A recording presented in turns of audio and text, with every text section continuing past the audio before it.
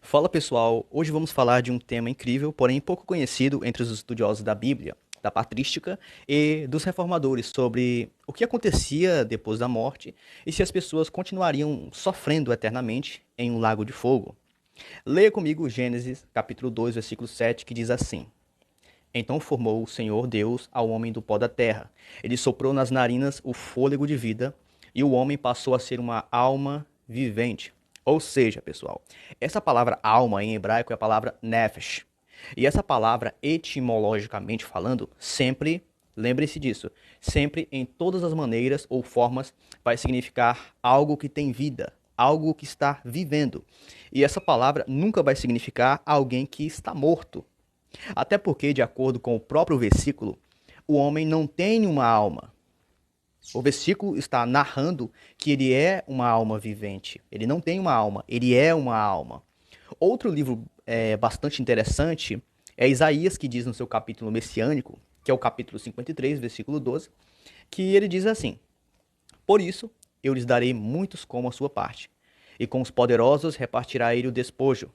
Porquanto derramou a sua alma na morte, foi contado com os transgressores, contudo, levou sobre si o pecado de muitos e pelos transgressores intercedeu. Nesse versículo, nós vemos que ele diz que o Messias derramou a sua alma na morte. A pergunta para vocês seria: o que Jesus derramou durante seu sacrifício na cruz do Calvário? Se a sua resposta foi sangue, você acertou. Até porque a etimologia da palavra alma ou nefesh em hebraico também significa sangue, ou seja, é algo que possui vida ou está em vida ativa. E nós temos também outro versículo que reforça o que eu disse, é que Ezequiel capítulo 18, versículo 20, que diz assim: A alma que pecar, essa morrerá. E com esse versículo, nós entendemos que a alma pode morrer, ou seja, a alma não é um espírito desencarnado, e sim alguém que está vivendo. Quando nós lemos Eclesiastes capítulo 9, versos 5 e 6, diz assim: Porque os vivos sabem que hão de morrer, mas os mortos não sabem coisa nenhuma, nem tampouco terão eles recompensa, porque a sua memória jaz no esquecimento. Amor, ódio e inveja para eles já pereceram. Para sempre não têm eles parte alguma do que se faz debaixo do sol. Ou seja, pessoal, no pensamento bíblico, as pessoas nesse momento estão o quê? Estão dormindo. Já quando a gente vai falar do sofrimento eterno, devemos ler também Malaquias capítulo 4, versículo 1, que quebra os pés daqueles que dizem que as pessoas ficam sofrendo para sempre no inferno de fogo.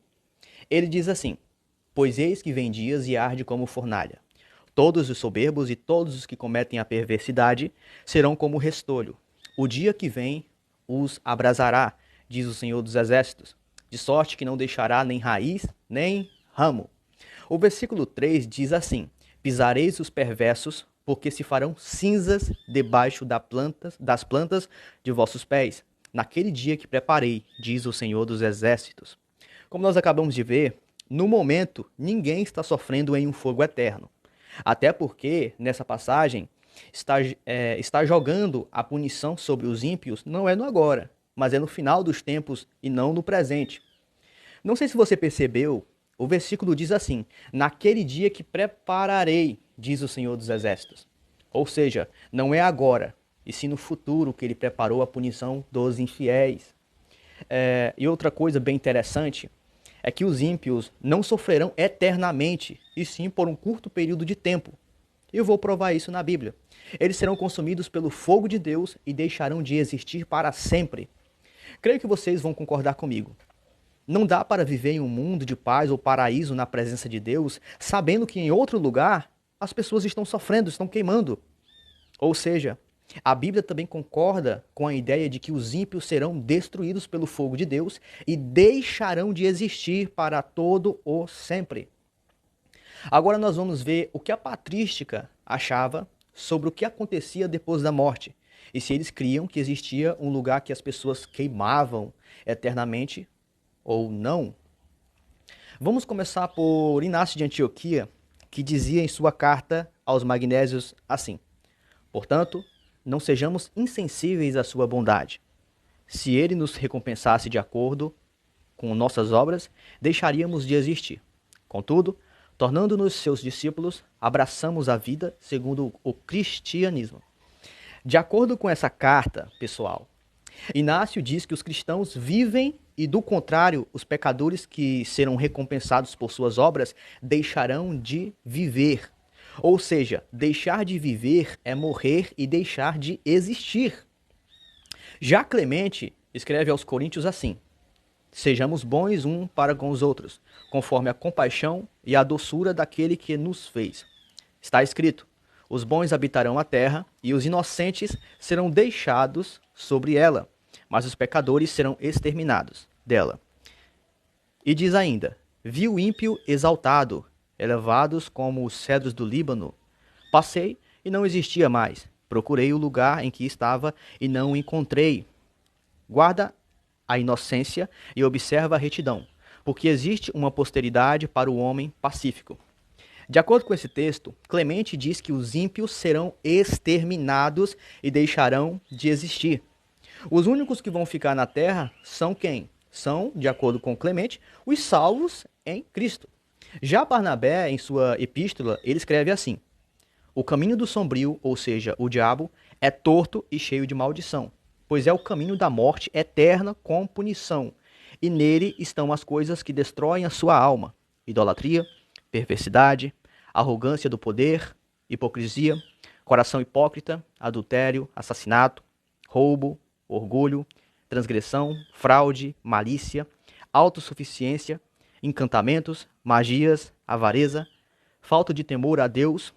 Barnabé diz que o caminho mau conduz a pessoa à morte eterna, como sendo aniquilada ou destruída. E existem vários outros pais da igreja que também tinham o mesmo pensamento bíblico de aniquilacionismo do ímpio e não que ele ficaria sofrendo em um lugar à parte.